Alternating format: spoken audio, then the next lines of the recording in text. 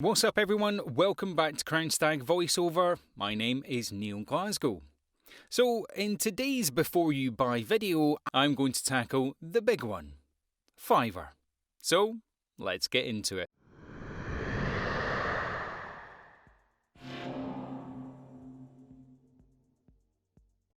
So if this is your first Before You Buy video, what I do is I give you some ups and downs of the platform, what I think they do well and where I think they might be able to improve.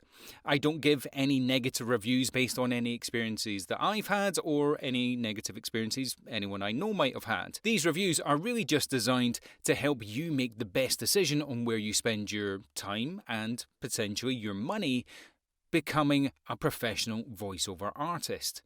Now, there's no denying that Fiverr is a contentious platform within voiceover. It was a platform designed, really, services for a Fiverr. Now, the reality is, you don't have to charge a Fiverr, you can charge whatever you want, and most successful voiceover artists do charge significantly more than $5. But stick with me to the end because I'm going to give you Neil Glasgow guaranteed ways to be successful on Fiverr. The basic concept of Fiverr is you can create your profile, which is absolutely free. You can create several what they call gigs, which are different styles of services that you can offer. You can price them any way that you like and then put that service out into the market. And then people will come and find your gig, buy your service off of you. That's the concept that they're trying to sell. So my first up for Fiverr is they've actually done a really good job on the marketing element of this. The fact that you're watching the video around Fiverr and know that Fiverr in voiceover is a thing is because they've actually got themselves this large brand. If you want some cheap voiceover or even just some really experienced voiceover, one of the first places that you might look as someone hiring is to go to a platform like Fiverr. If you stick that into the Google search, looking for voiceover, Fiverr will be one of the first platforms that come up. So having your profile on there does put you in the correct marketplace to get found. So I'll give them an up. My next up is actually they give you on your level 0 profile 7 gigs that you can do. Now you can say this can be character voices, it can be commercial work, IVR, whatever you want. You can dictate what that is. And as I said before, you can dictate the prices, what's involved in that, what turnaround time. You've got the agency and the control to say this is what I feel my skill set is valued at. And you as the buyer are going to get X service from me for paying that price. Now that could be peanuts, it could be hundreds or even thousands of dollars. That's entirely up to you and really down to the client to be able to select you from that group of individuals. I'll give them an up because that is a fair amount of control you as the business owner, the voiceover artist, however you want to describe yourself, gets on the platform. That's good. That's an up. My next up is actually they do a fair job of promoting your gig, or at least giving you the facility to promote your gig. So once you've done that, you can put it on any social media platform you've really got access to, LinkedIn, Facebook, Reddit, whatever that might be. And you can also put it out to your friends. You can really sell it any way that you want to do. And I'll come back to this in a little bit later, but I'll give them an up because, again, it's about giving you the agency to be able to sell your gig. And that can be a difficult thing on any platform to get noticed. And the other thing that they do, which I'll give this an up and a half, is they have something called buyer requests. Now, the buyer requests are essentially you, as someone who wants to buy something, will put an advert out there saying, I need X service for X amount of money. You, as the seller, are able to look at these buyer requests, look at how much is available on it, bid whatever you really want to bid, knowing that there's a budget, but to actually actively go out and find available jobs. I'm giving it an up and a half because it ties into what I've said before, and the buyer requests, I'll come back to it a little bit down the line, but on to a good start. Up and a half. My next up on Fiverr, and I've talked about this across a couple of other platforms, but it's a meritocracy. Again, I use this word quite a lot. The more you do on Fiverr, the more Fiverr will promote what you do. The better reviews you get, the more Fiverr will promote you. It's getting to that stage can be a little bit difficult, but once you do a good job, you get a good review. Again, Fiverr encourages you to share that on all your platforms that you've got access to, but they will also give you a small boost in prioritization for the next person looking for a similar service. And that's quite a good thing. There's few platforms out there that actually actively go, this person just did a really great job. You want to capitalize on their momentum and grab them right away. It's a small boost, but it's something they don't have to do, and they do it. My next up on Fiverr, and again, it's a bit of a double-edged sword thing, and I keep seeing a lot of these on these styles of platforms. Fiverr has a leveling system for you as a seller. And that starts off as a level 0, essentially. And to qualify for a level 1 seller, you have to get a certain amount of 5-star reviews, you have to earn a certain amount of money, respond to emails within a certain amount of time, essentially be active and good on the platform. The more you do on the platform, the more the platform invests in you.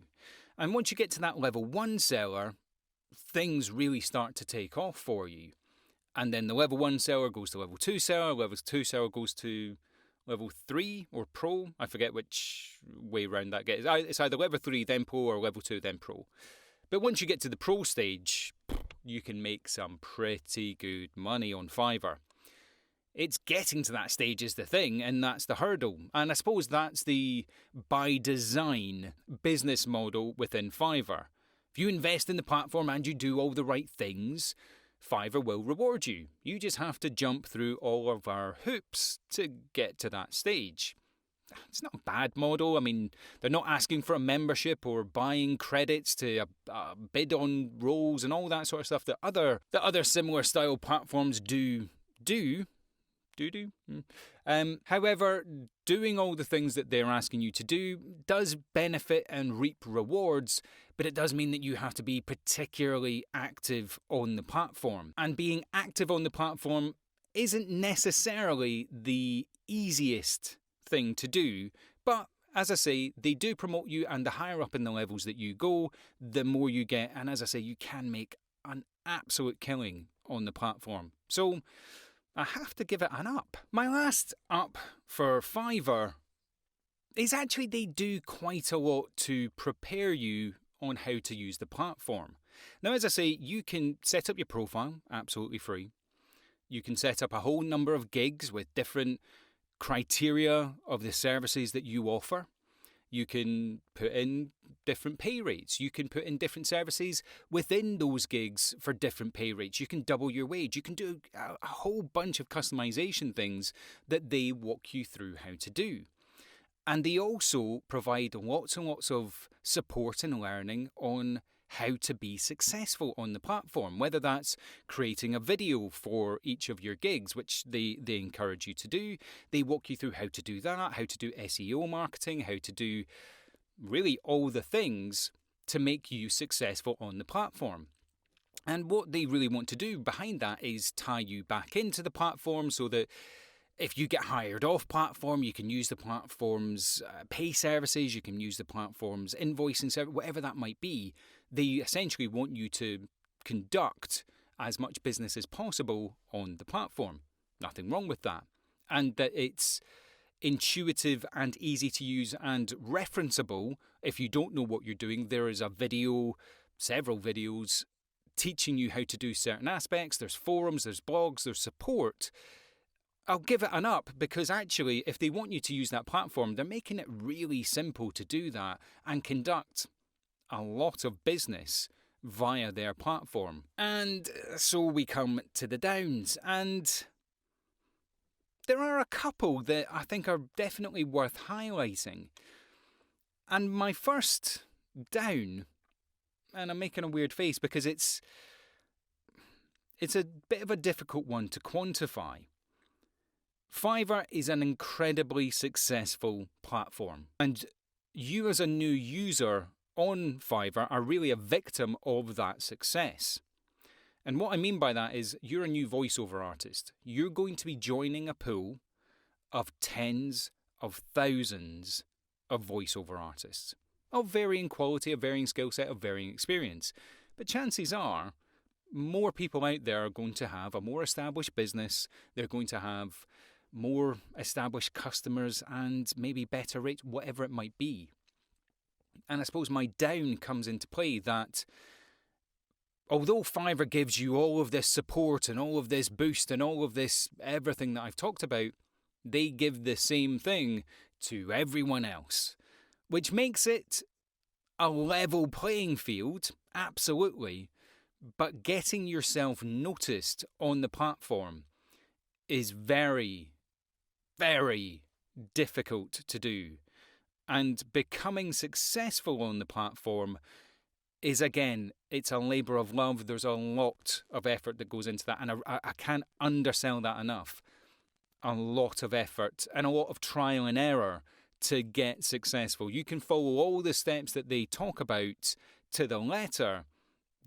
Doesn't translate to success. It doesn't mean if you do all the things you will instantly be successful. What it means is if you do all the things you have a higher chance of being successful than if you're not doing all the things. And I'll give it a down because it is such a difficult marketplace to be successful on, and the market is so saturated. I feel that there could be more done to allow the individual to differentiate and possibly promote and highlight their profiles above those that are more successful on the platform. Which brings me to my second down. The way that the platform shows the results of any search that you put in. I need a voiceover artist with whatever accent. And what comes back are the top sellers, the people who have been on the platform for a long time. 5-star ratings, 300,000 whatever reviews that are on there. Now you can search and filter out for people who are online now, for new sellers, if you're looking for a bargain, all that sort of stuff. You can filter that down, but the way that it's displayed shows a quality criteria. When you initially look at the results, gold everywhere, 5 stars review. You go to new sellers on the platform, everything's grey. It's a bit low rent. It doesn't look quite as nice as the established level 1, 2, 3 sellers that are on there. And again, that's by design. They want the best people to get first pick. I get that. But as a new person on the platform, spending all the time that you might spend on it, it's, down. My next down is the meritocracy that I lauded before can really kick you in the teeth. Now, your profile is set up as a buyer and a seller. And in order to be the best that you can be on the platform, you have to be hot across the board. So if you're buying something, say that you want to get your video done for your gig and you're going to actually employ someone who's on Fiverr already as a video designer, as a search engine optimization, which, to be fair, they encourage you to do, and I kind of like that, but, we're done with the ups. What it does is, say you buy a gig from someone else, and say that person cancels that gig, or the gig isn't completed, or you cancel on their behalf, whatever that might be, you get a lower score for not completing the services that you said you were going to do. And that especially kicks you in the teeth if you, as a seller, sell something that someone else potentially cancels, or that you cancel because something, the world has happened. If you cancel that gig, you are going to get kicked in the teeth in your reviews. And enough negative reviews and you're off, you're out, off the platform. They don't want you there. And it comes into weird things. You have to respond to emails within 24 hours, at least the first email from a new contact within 24 hours, whether you're buying or selling. You have to... I'm essentially giving you an idea. There's lots of hoops to get through to make sure you maintain a level in order for you to move up.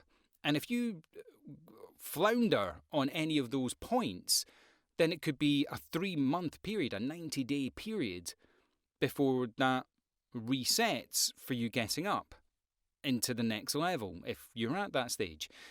And I'll give it a down because if I'm selling something and I mess up, great.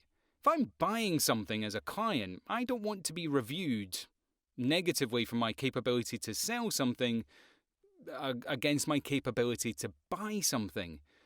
It feels disjointed, and that meritocracy across the board, yeah, I think that's a step too far.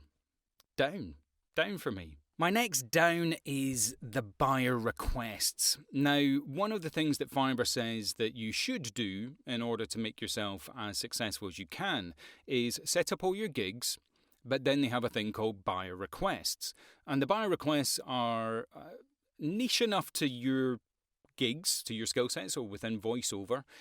You can apply to up to 10 a day and essentially say, look, this is me, this is what I do. Would you like to hire me? Here's my gig. Have a look at it, whatever it is that you want to see. For me, for what I've seen using Fiverr for quite a while now, the buyer request could really do with a bit of tweaking. Say I see 10 buyer requests a day. All 10 of them could be for languages I don't speak, for gender that I'm not, regions that I'm not in. It's not specific to me. And given that there are probably, I'm assuming, hundreds, if not more, buyer requests every day, why would I see buyer requests for me to apply to that I have no opportunity to ever be successful in? It makes the buyer request section kind of pointless, in my opinion, anyway. Sometimes there are some good things on there. You can get 1 or 2 a week. I mean, I go on there regularly just to keep things up, but I rarely see something that I can apply to. And when I do see something I can apply to, I'm either successful or I'm not. But I know that when I've sent out a buyer request as a buyer, it's like meat and piranhas. The responses I get within 10 minutes, I'll have 100, and I'm not even exaggerating, 100 people responding to what I've said as someone who wants to buy something, with them all offering me various types of what it is that I'm looking for. And then you do have to go through all of those because, as I've said before, if you don't respond and it all affects your stats.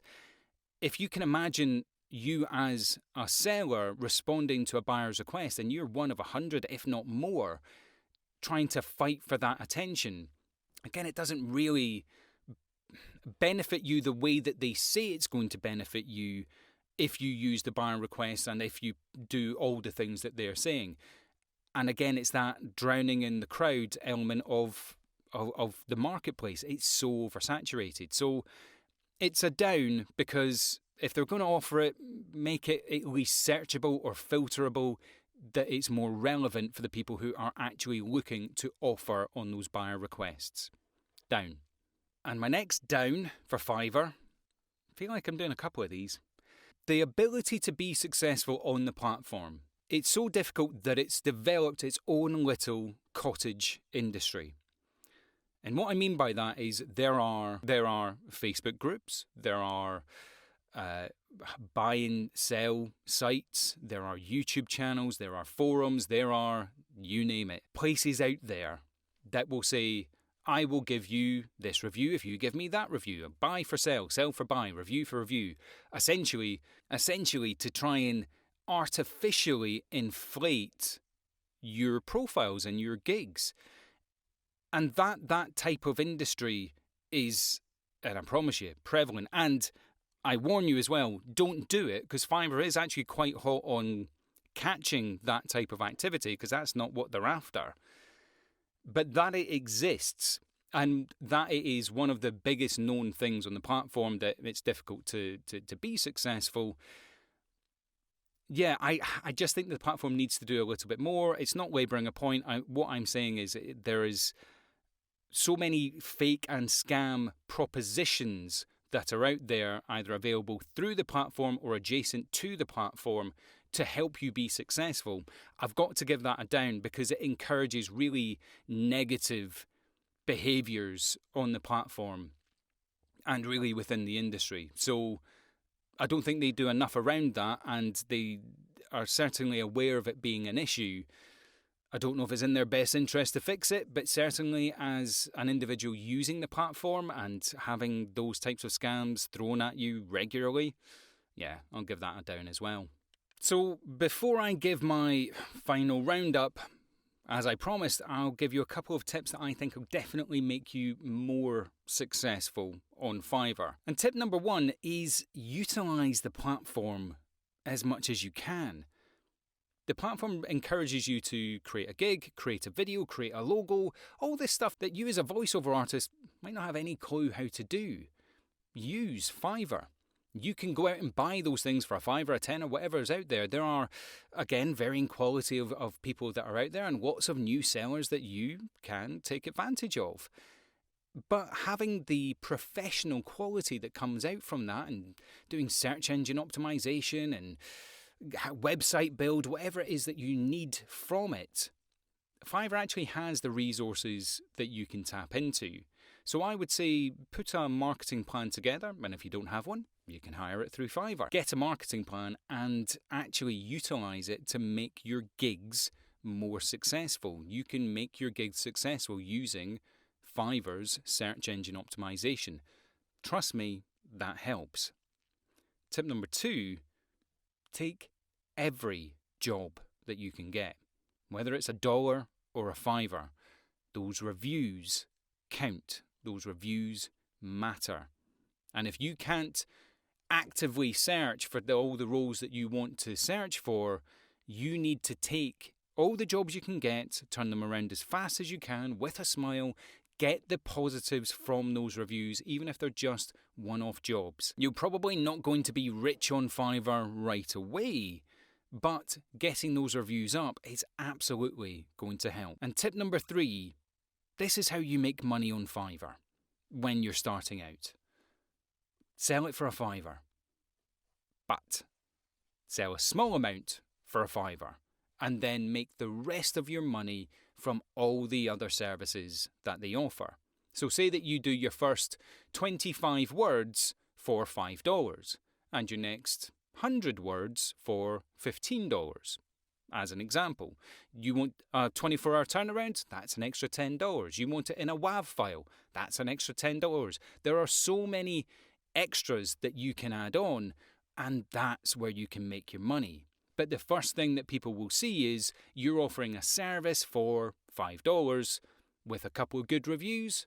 You've got a better chance of being clicked on and being more successful. Once you earn the money you need to earn to get to level 1, level 1 will make you more money. You'll get more responses. Level 2, even more. Pro seller, yeah, you can make thousands on the platform.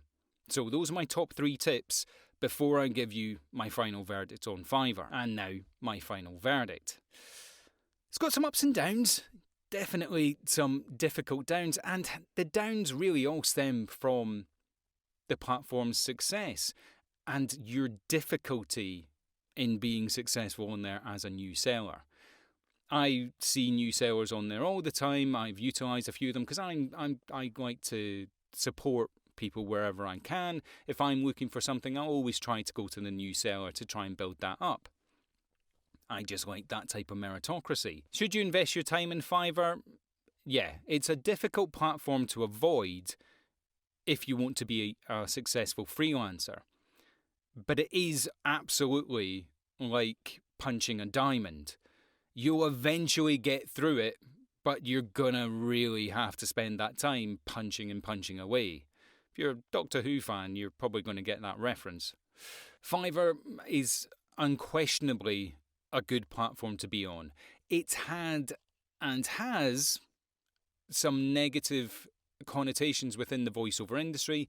Not everyone likes it, but if you're a freelancer, you're non-union, you didn't go to acting school and you can't get into some of the other accessible sites for those types of people, Fiverr is a legitimate choice for you to be successful on. Utilize the buyer requests. Be successful on them if you can be. Make sure your gigs follow all the suggestions that Fiverr suggests. Crap sentence.